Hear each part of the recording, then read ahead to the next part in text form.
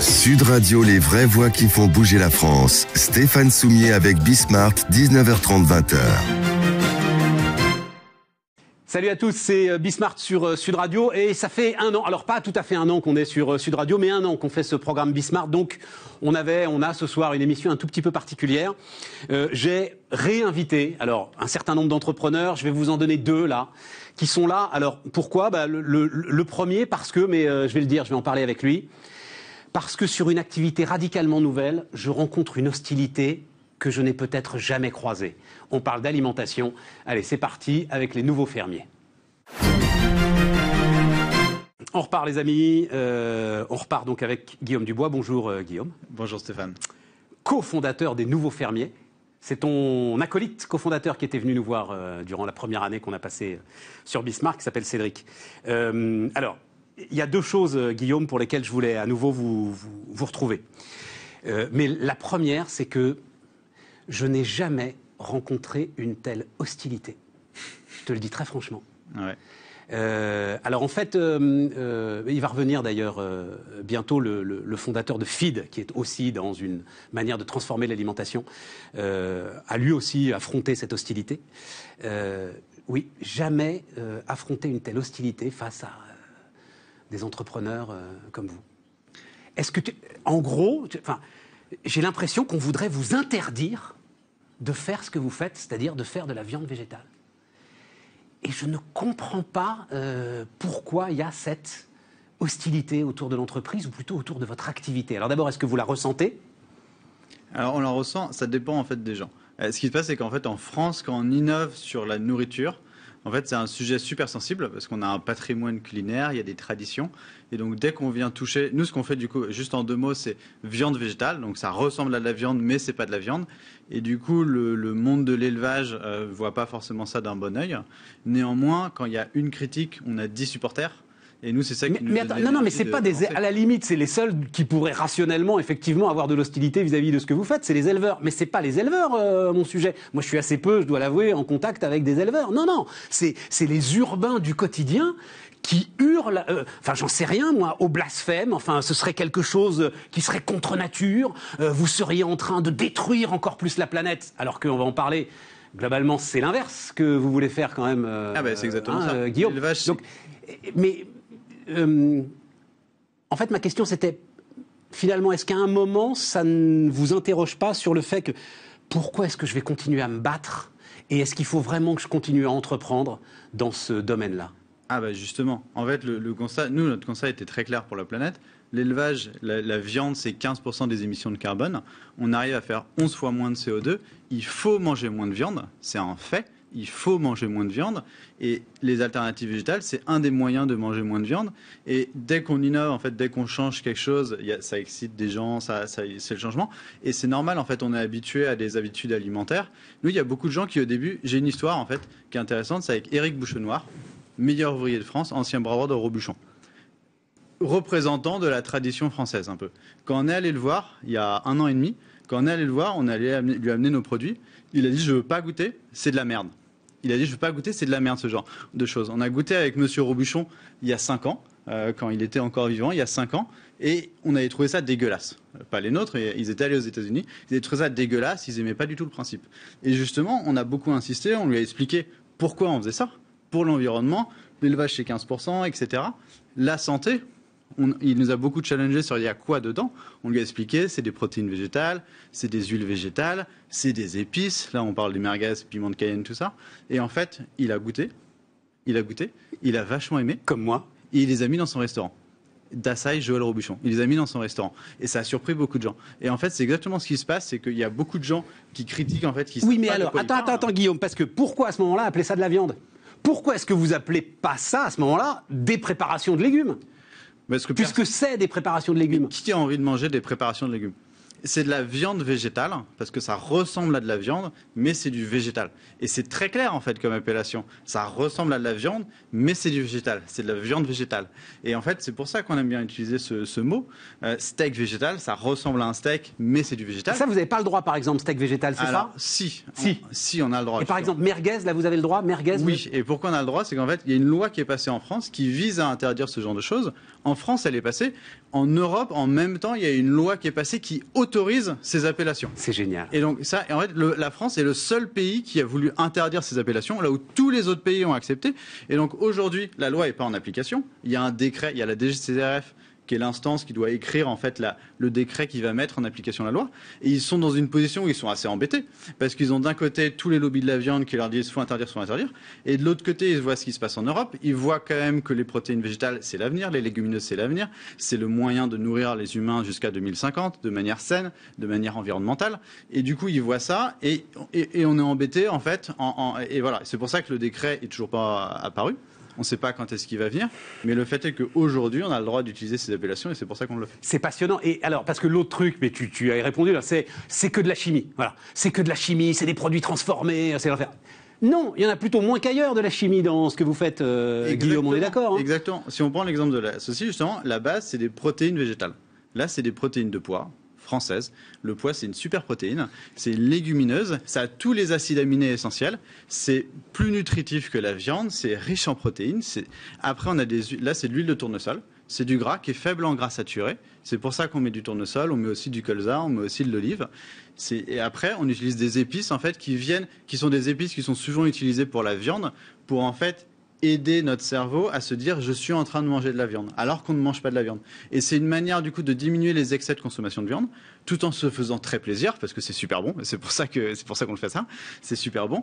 Et voilà. Et progressivement on change notre alimentation. Quand j'avais reçu Cédric, c'était en septembre je crois, vous inauguriez votre première usine. Ouais. Dont la localisation était plus ou moins secrète. Voilà, on va dire ça comme ça. C'est ça. Ouais. Quand même, c'est le signe que vous sentez qu'il y a quelque chose d'un peu tendu toujours autour de cette histoire. Il y a beaucoup de tensions, il y a de la concurrence aussi. Et en fait, nous, on a développé plusieurs brevets. Nos brevets, ça nous permet en fait d'être bon au goût et bon pour la santé, de ne pas choisir entre les deux. Mais la localisation de l'usine, elle est toujours discrète aujourd'hui. Donc, on l'a dit toujours pas. Ouais. Pendant 9 mois encore. Je comprends. En fait, on attend que les brevets soient déposés. Ça prend 18 mois en fait avec c'est plus donc pour protection de la propriété intellectuelle. C'est ça. Que peur d'une, j'en sais rien moi, d'activistes qui viennent. C'est ça. Pour l'instant, on n'a jamais eu d'activistes qui sont venus quelque part. D'accord.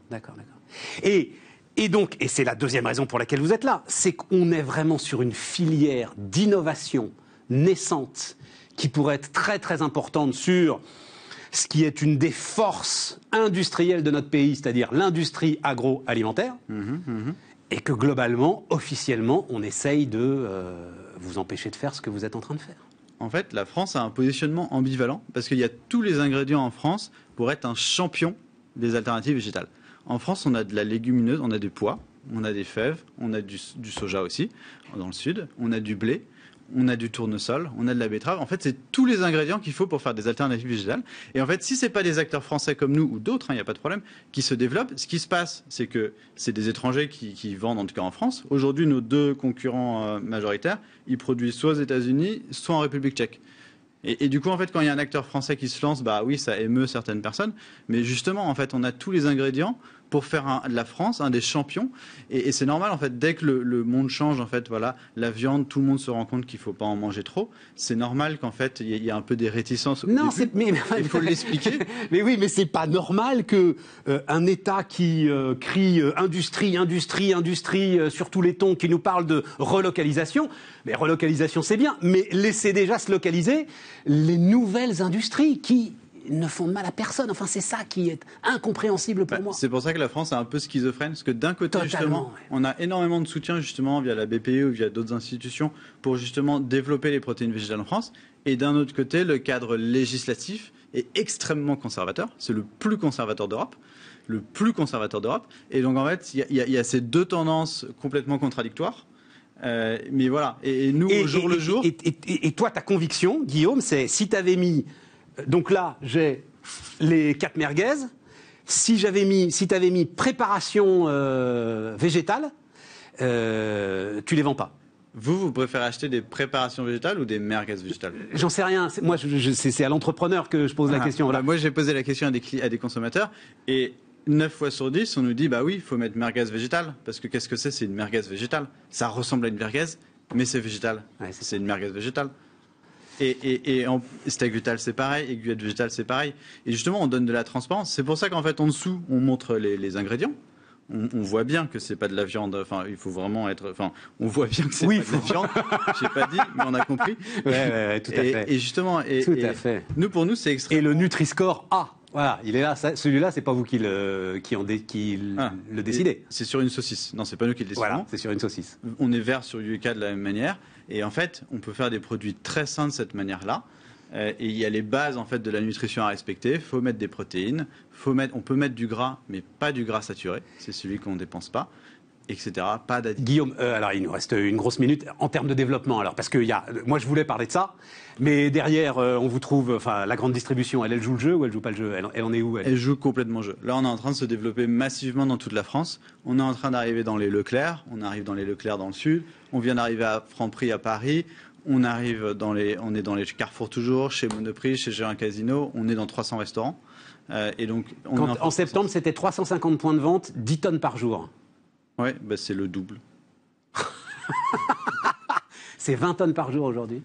Et plus de 600 points de vente alors. Voilà, on est à plus de 600 points de vente. Exactement. Et sur le tonnage, tu veux pas le dire? Ouais, on communique pas trop. Tu veux pas le dire, d'accord, tu veux pas le dire. Mais c'est toujours pour des problèmes de concurrence, c'est ça? C'est parce que... oui, là, la raison pour laquelle on divulgue pas l'usine, c'est pour des problèmes de concurrence. Ouais. C'est pour les brevets. Et le tonnage, c'est pareil? Le tonnage, c'est pareil. En fait, toutes les choses un peu techniques. Nous, on a des brevets, on a mis 2 ans à développer ces brevets. Ça nous donne un avantage concurrentiel. Et donc, pour le coup, on a envie de protéger ces brevets. Et dans votre idée d'entrepreneur, vous allez pouvoir, parce qu'on est sur de l'industrie agroalimentaire, à un moment, c'est de très lourds investissements. À un moment, c'est des industriels qui vous feront confiance ou pas, etc. et tout. Vous continuez la route tout seul ou vous vous adossez à un géant de l'alimentation qui pourrait être intéressé par ce que vous faites? Non, justement. Pour l'instant, on continue la route tout seul. En fait, ça nous donne énormément d'agilité. Ouais. On développe très rapidement des produits. Là, les saucisses, il y a 600 versions de saucisses avant cette version-là. On a fait ça en 7 mois. Génial. Et donc, beaucoup d'agilité. Et ça, c'est important. Et aussi, on est très présent en fait sur les réseaux sociaux parce que c'est là où en fait on construit une communauté. Et il y a quand même énormément de gens qui nous soutiennent, qui nous envoient des petits messages, qui disent j'ai goûté, c'est super bon. J'ai fait goûter à mon beau-père qui était un gros viandard et maintenant, il en mange à midi. Et c'est comme ça que ça se développe. Bravo Guillaume. Merci beaucoup d'être venu nous voir. Voilà, donc Guillaume Dubois, cofondateur des Nouveaux Fermiers, notre invité sur Bismart. Guillaume Dubois, donc cofondateur des Nouveaux Fermiers, l'autre entrepreneur, alors une femme évidemment, il fallait respecter la parité. Elle a pris le choc d'une année et demie incroyable. Elle travaille dans le retail, dans la vente de chaussures. Vous allez voir ça. Et le cure de pomme. Alors on commence avec ça, non, on commence quand même avec donc j'ai mis Still Standing parce que Alexandra, donc on s'est vu, c'était le 16 juillet dernier. Alexandra Bois-Auboin, qui est PDG de Pomme d'Api, qui vend des chaussures pour enfants.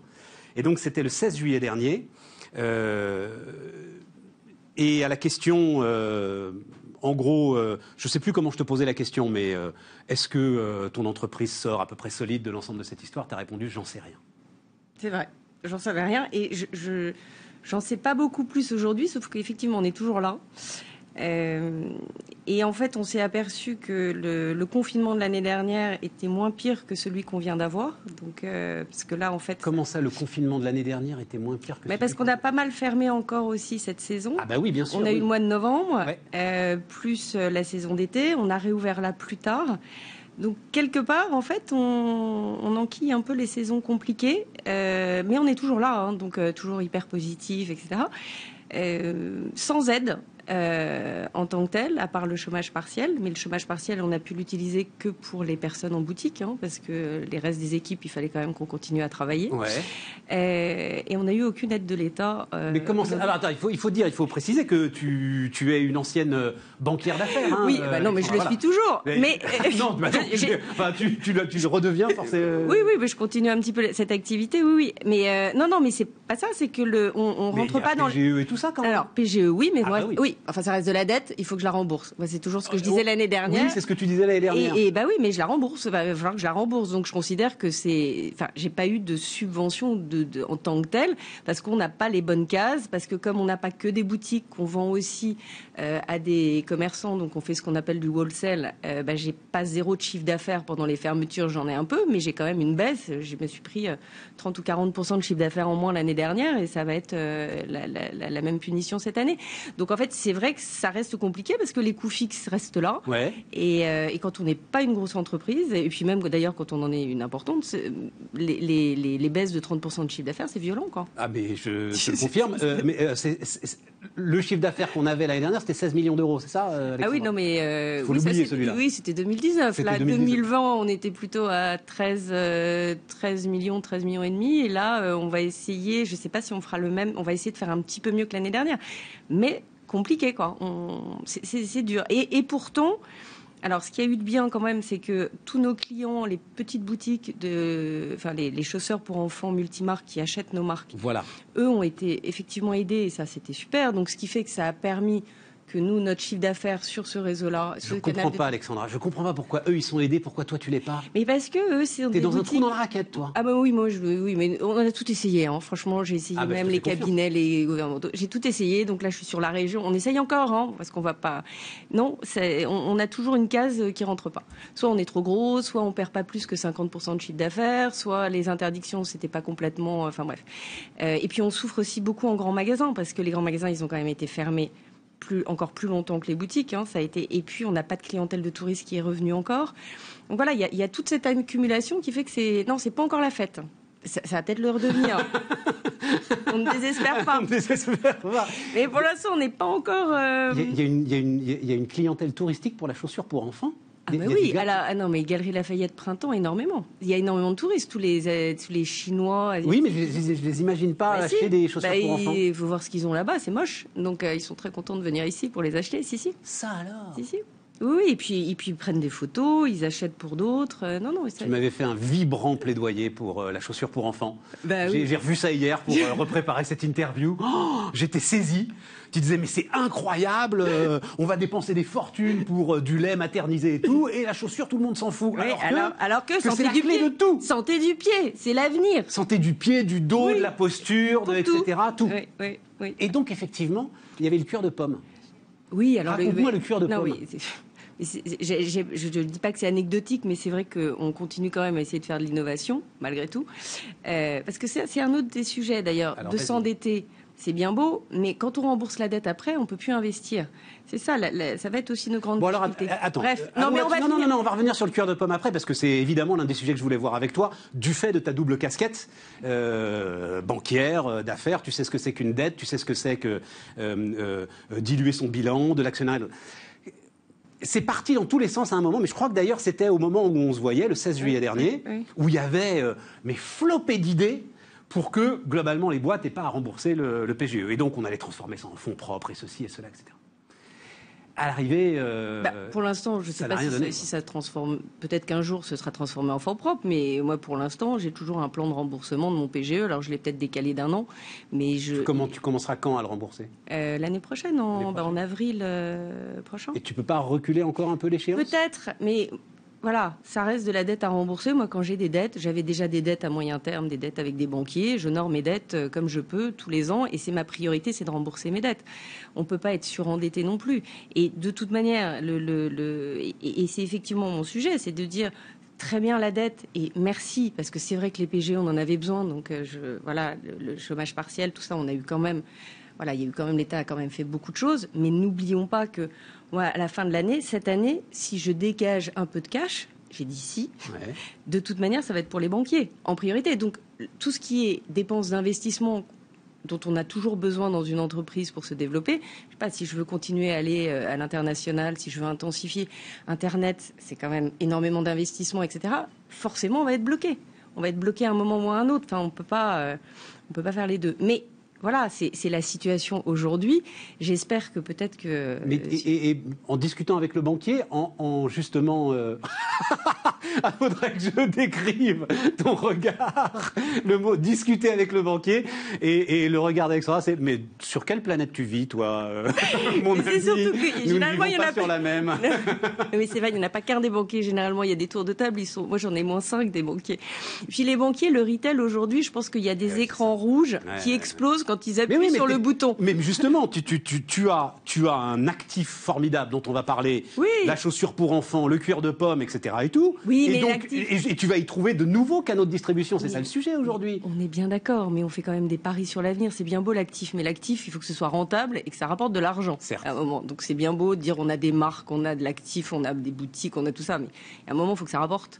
Et donc c'est vrai que tout investisseur ou tout banquier, quand il voit qu'on ferme des boutiques et qu'il n'y a plus de rentrée sur votre réseau de boutiques pendant 2 mois et que vous faites des pertes, forcément, c'est normal qu'ils soient frileux aussi. On ne va pas leur reprocher.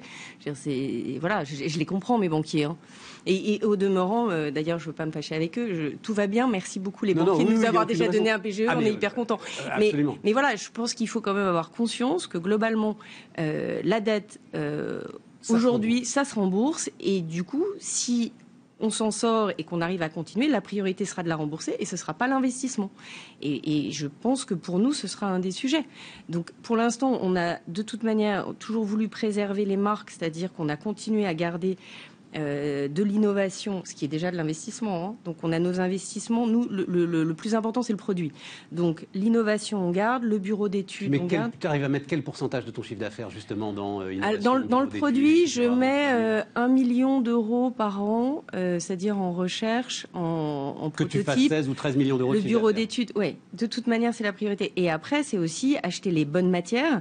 Parce qu'effectivement, moi, je pourrais trouver du profit très vite en leurrant un peu le consommateur et en changeant les matières, en mettant plus de caoutchouc dans mes semelles, mais en mettant du plastique ou des choses comme ça. Je pourrais diviser mes coûts, mais ça a toujours été niette. Nous, on a toujours, on est resté droit dans nos bottes. On continue à faire de la qualité. C'est le cas de le dire.